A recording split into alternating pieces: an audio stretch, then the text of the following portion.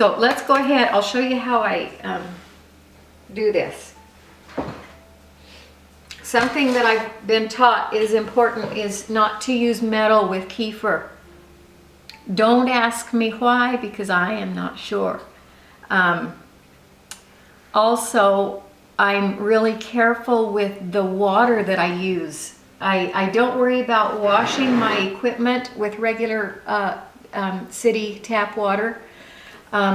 But sometimes I want to, my grains they seem kind of clogged up. It's probably because I'm using raw milk and the cream gets a little bit clogged up. And so sometimes I'll wash my grains,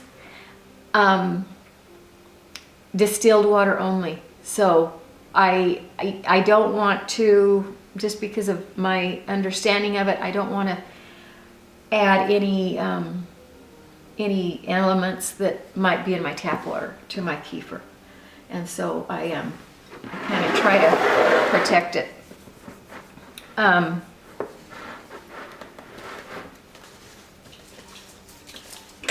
So to store it, when it goes on the counter, I just cover it with a paper towel and a canning ring and put it in a quart jar. This is just a wide mouth quart jar.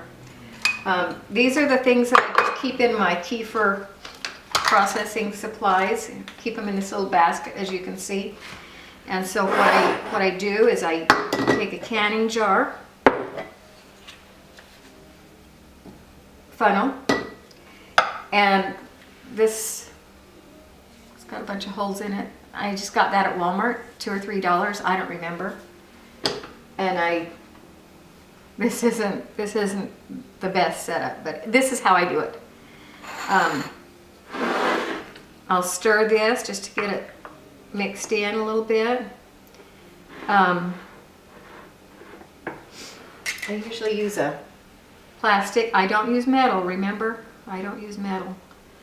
This is a grain here. Like I said, it looks kind of like cottage cheese. That's a kefir grain. And about twice that much is what I started out with last summer. And I have since then gotten some. You can actually store them in the freezer, but you have to process them a certain way. I washed them really good with the distilled water, and then I dried them, and then now I have some in the freezer in case something happens to these. I've also shared them a couple of times. So these just really, they grow, and I think especially when you use good raw milk. And so I end up with, you'll see, this will be full and then some. And from about this amount, which is a quarter cup that I initially got last summer, it's gone to about 3 times this amount. So it grows not incredibly fast, but it does produce itself. So it's kind of nice. So this is how I start. I just pour it in here.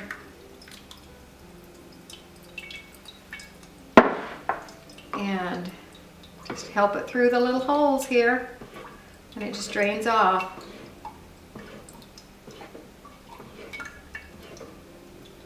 And then I'll get the little kefirs out of the way. It has kind of a yeasty smell.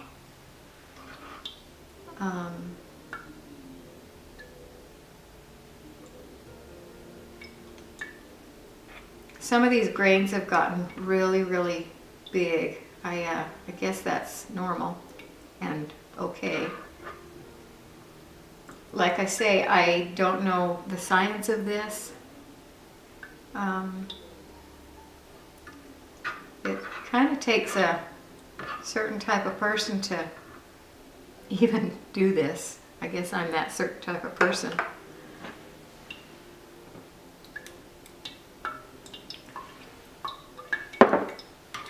And I just keep processing it through this little plastic strainer. And then I retrieve the grains out.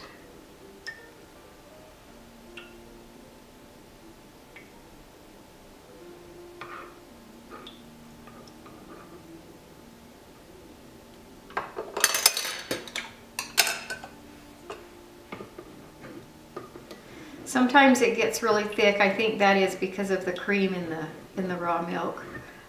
You may not get this if you use regular milk from the store, you know, your homogenized, even your skim milk. I don't think you would get as much of that if you use that kind of milk. And from my understanding, that kind of milk you'll get the probiotics just as well as if you're using raw milk.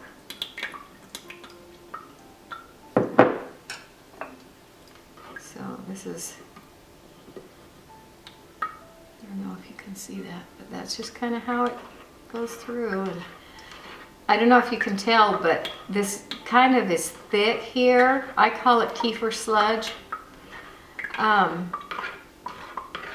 If it won't go through the holes very easily, it's just because it's so thick, and it might be the cream element in what I'm using. So I actually do something else with that, and that might be more palatable for some people. Is what I do with the kefir sludge. I may get a little more kefir sludge down here. But as you can see, I've still got a lot of grains left in here, and this thing's getting kind of full here and not moving through very fast. This flat-sided wooden spoon kind of pushes things through a little bit, kind of nicely.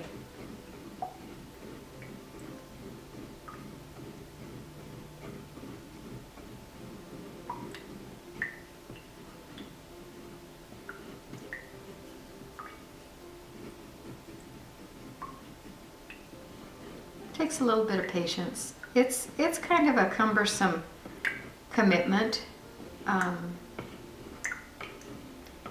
You know, if you don't want to do this, just go down and get your own kefir that's already somebody else has already done this with.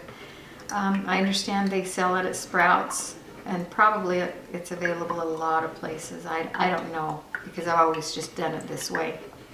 And I think I have seen it at Sprouts, but it seems like it was always flavored. I'm kind of a plain person, so I prefer less flavorings and things like that. So I think I'm going to be able to get to the end of this. So I'm going to go ahead this time and wash this jar, because I have a clean one. A lot of times I'll just reuse this for a couple of processes, but because I'm doing this video, I'm going to make it look prettier. So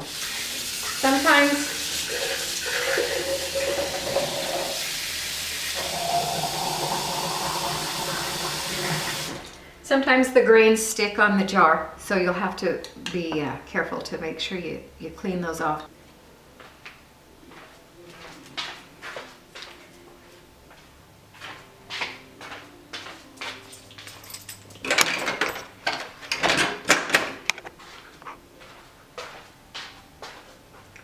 Okay, I don't know where that last one shut off, but I've got this giant grain. It's a big one.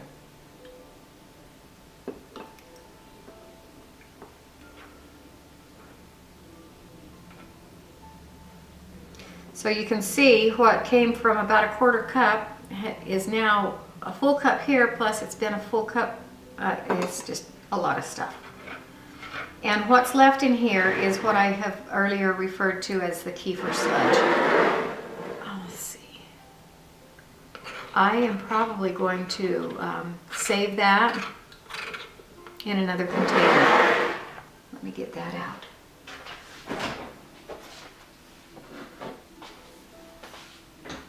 I collected some kefir sludge last night, so I'll add to that.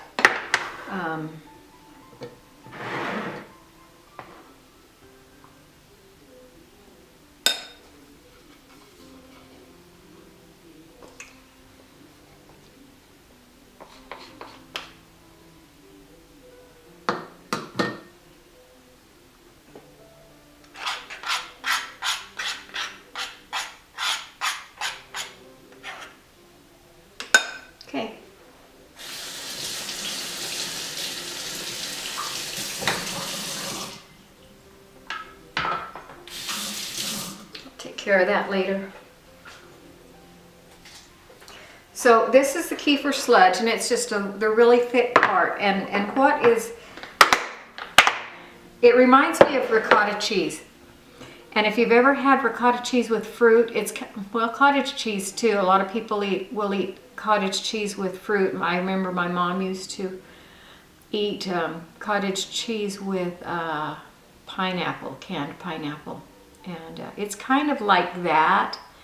I really like mango, and so I'll cut up a mango and put it in my kefir sludge and eat it that way. That's getting the kefir inside me, and it tastes good to me.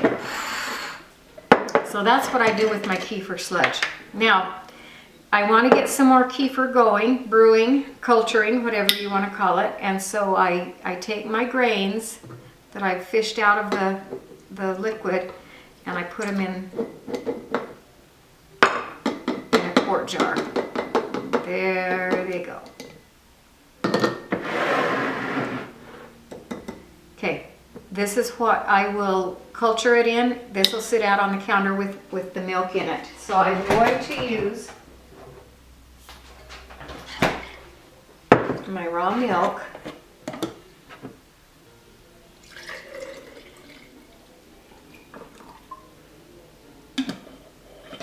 I don't want it too full. I was tempted to use the rest of this milk, but I think it would get it too full.